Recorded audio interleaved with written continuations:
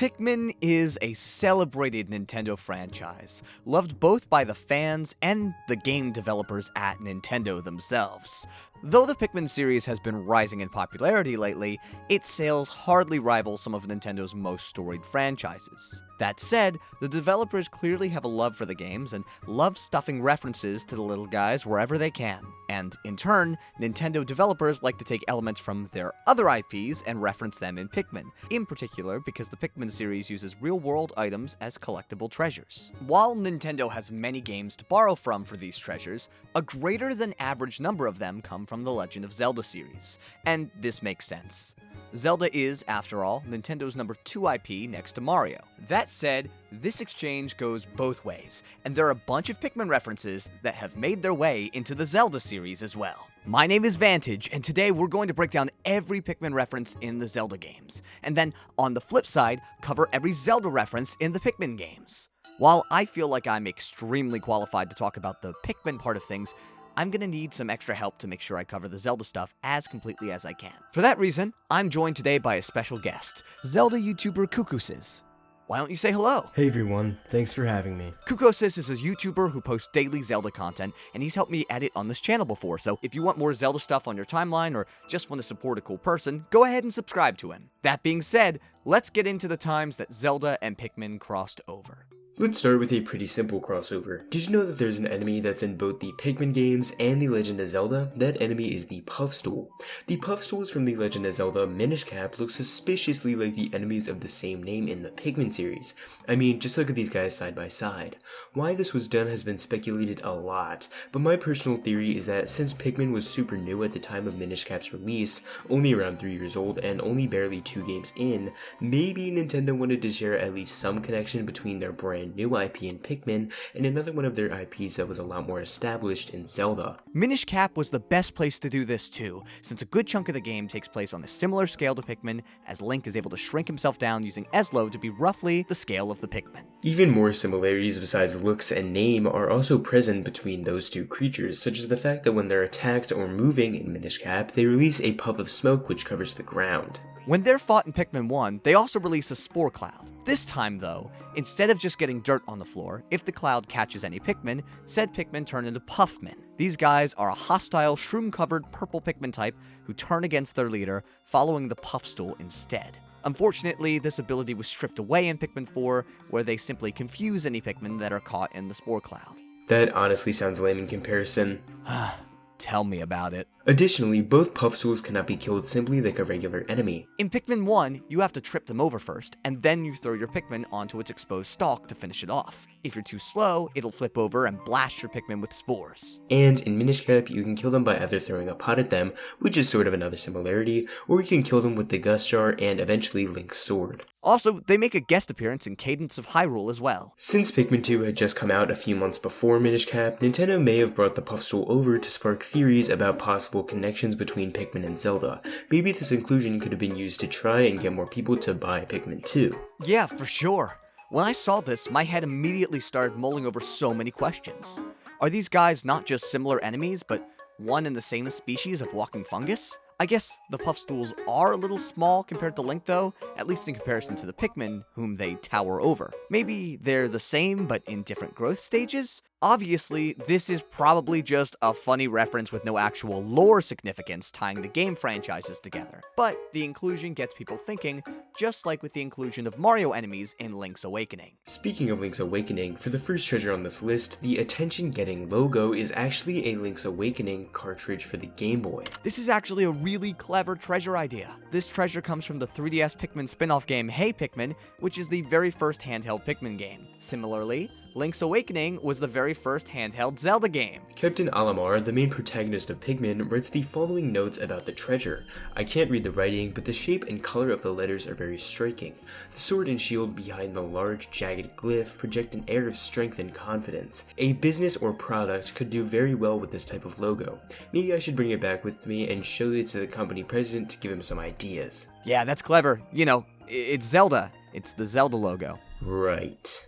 Anyway, speaking of Olimar, the Pikmin wiki says that the Link's Awakening cartridge is approximately 1.5 times the size and width of Olimar, so that's something. Next up, Wind Waker also made a reference to the first Pikmin game. In that game, a trio of statues can be found located on a few islands across the Great Sea.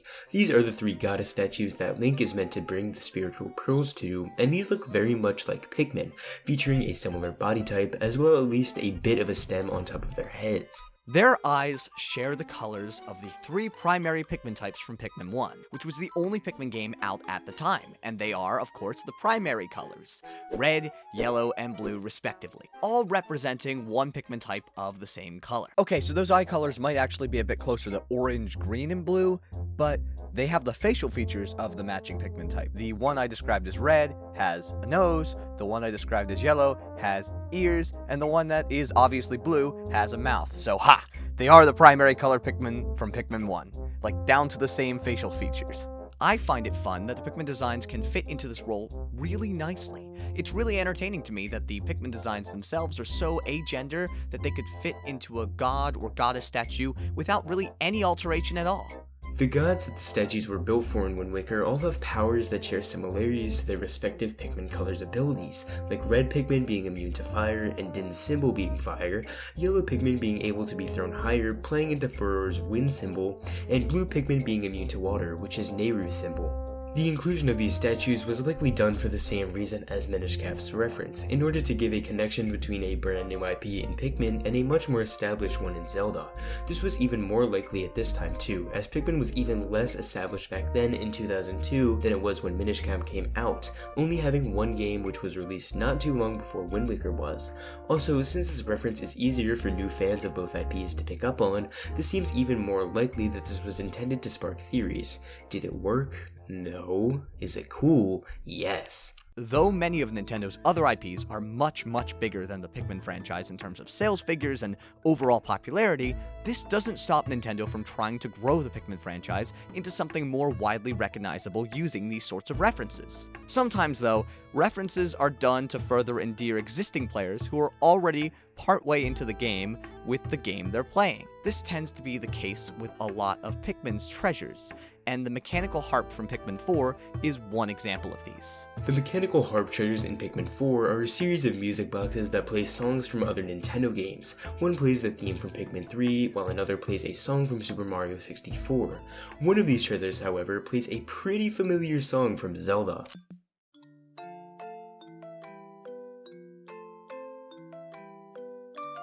Ah, the Song of Storms. A classic.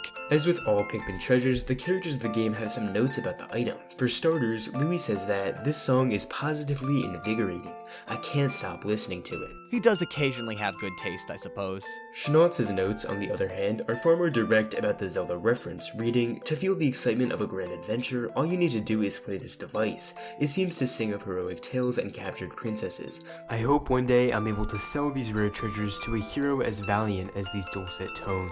As for Olimar's notes, he thinks about his home life and, I guess, the Hokutation version of The Legend of Zelda? Or something similar enough. His entry reads, "My son is always playing some sort of adventure game.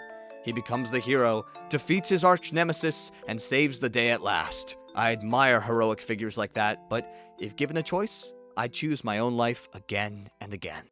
Now we can get onto a reference, or actually a couple references, from a more recent Zelda game, this game being Skyward Sword. The first reference being that when a collectible insect is killed in Skyward Sword, the spirit that floats up from the insect looks very much like the soul of a Pikmin. When a Pikmin or an enemy from Pikmin dies, a soul flies up from their body. This similarity could just be unintentional, though it's also possible the developers could have taken inspiration from Pikmin here. Or it could just straight up be a plain and simple reference. One thing that is surely a reference between Pikmin and Skyward Sword is how familiar a family on Skyloft, Birdie and Love's baby, looks to Captain Olimar. Let's repeat what we did with the Puffstool reference and look at these two side by side.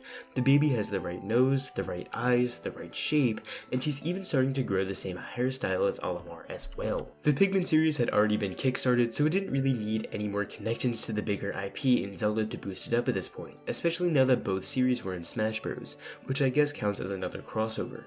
Still, Pikmin was probably just fine on its own at this point, and I hope we get more character design references like this in some future Zelda games or spin-offs. Speaking of future Zelda games, there might be a gameplay connection between the two series with the latest Zelda game at the time of this video, Echoes of Wisdom. That is, of course, summoning enemies as echoes and commanding them to fight for you. Though this is also reminiscent of another franchise, Pokemon, this aspect of Echoes of Wisdom seems to me to be much more connected to Pikmin. With this mechanic in Echoes of Wisdom, the focus is heavily on moving objects and fighting stronger enemies by heavily outnumbering them. You're constantly throwing weaker enemies at a bigger problem, making them work together, and you're even using different types of monsters/entities in order to accomplish some tasks that certain other monsters struggle to complete. I'd say the argument that this is more reminiscent of Pokemon doesn't really make a whole lot of sense to me. The action of anything like moving objects in Pokemon is entirely absent without including stuff like strength and maybe a few other HMs or battle animations, and moving stuff is much more vital to the gameplay of Pikmin. Yeah, you're basically doing it all the time. It's kinda just a fundamental part of Dandori. The combat between monsters not being turn-based and instead being basically just throw whatever you've got at them in Echoes of Wisdom really just makes this feel way more like Pikmin than Pokemon. There are some parts of the gameplay in Echoes of Wisdom that I'd say are similar to Pokemon, but it's overall much more reminiscent of Pikmin. I'd definitely say it's the biggest stretch in this video though. Agreed. That being said, there are a few more Pikmin treasures I'd like to take a look at that are direct Zelda references for sure. Let's take a look at them. There are two Ocarina treasures in the Pikmin games, the ambiguous hostel from Pikmin 4 and the unexamined nest from Hey Pikmin. Though the notes of the characters in the game don't really say much about the ambiguous hostel being a Zelda reference, the engraving on the treasure most certainly does. The ocarina is marked with TLOZOOT. This seems like a random string of letters at first, but it's actually an acronym standing for The Legend of Zelda Ocarina of Time. Additionally, there's another engraving below, AC, which stands for Alto C, which is the same pitch used by the Ocarina of Time in Zelda. So even though it's just a random ocarina at first glance, it's very clearly a Zelda reference. The second ocarina, the unexamined nest, is more subtle of a reference. It's a blue ocarina, very similar to the Ocarina of Time, though it lacks any distinguishing markings. Still, it's a blue ocarina in a Nintendo game. It's going to draw comparison, especially when the game it's from already has another Zelda treasure, and the other ocarina in the Pikmin series is a very cut and dry reference. Something that's a little looser are the playing cards from Pikmin 4. 3 of these cards are known as the Courage, Wisdom, and Power emblems, named after the Triforce. And I'm the Vantage emblem, and I'm named after the secret final part of the Tetraforce? No, you're not. Anyway, while Luby's notes on the Courage emblem card just reveal that he's, as always, hungry, Schnauz's notes are a bit more direct to Zelda. Schnauz says, "This symbol looks like a container of some sort. Perhaps one that contains life itself? I get a sense of vitality from it, almost as if the more of these you have, the more power you have to overcome adversity. But be careful, I'm sure they're not easy to obtain." Olimar's notes are much deeper and philosophical, but still attached to Zelda. Some might look at this and see a symbol for life, but this treasure better represents courage. The two are closely related, of course. Power and wisdom also have roles to play, but without the courage to take your first step, your journey cannot begin. These cards are used as the password for the safe in the hero's hideaway. So, on a typical first playthrough, you're going to need to collect all 3 to get the safe open and get to the final encounter with the leafling you've been chasing. For this reason, I think these cards being named after the Triforce is an incredibly appropriate choice. Though there's not much going on in the notes for the Wisdom emblem, the Power emblem does feature some interesting insights in the notes. Schnauz's notes say, "There can be no doubt that the symbol seen here represents power. Look at it.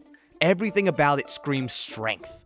Surely in the right and even wrong hands, its power would be immense. Perhaps it's best not to approach it unless you have to." This is obviously a reference to Ganon or Ganondorf, who usually has the Triforce of Power in the Zelda franchise. Olimar's notes are a little different. There's physical power, and then there's mental power. Anyone who's witnessed an argument between me and my wife could clearly see who's quicker on their feet in the heat of the moment. That doesn't bother me so much.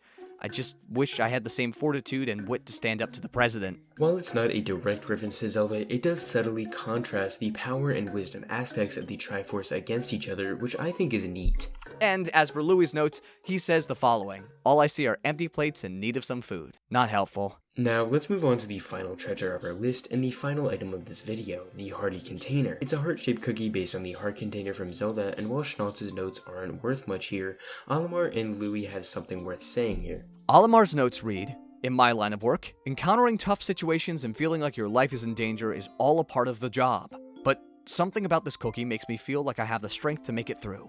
Like I have an extra heart if my first one runs out. This is, of course, a reference on how heart containers give you extra hearts in Zelda games. Duh, but on top of that, Louie's notes are actually a bit more clever, though simple.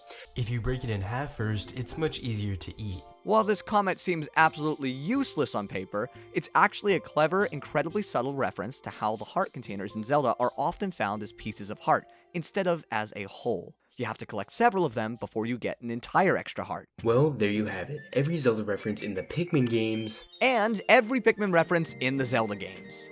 Did we miss any? Do you think some of these are a stretch? What kind of references do you think we'll get between these series and future Zelda and Pikmin games? Do you think we should have counted the Koroks? They're just little leafy guys, so I could see it, especially when commanded by Hestu in Age of Calamity.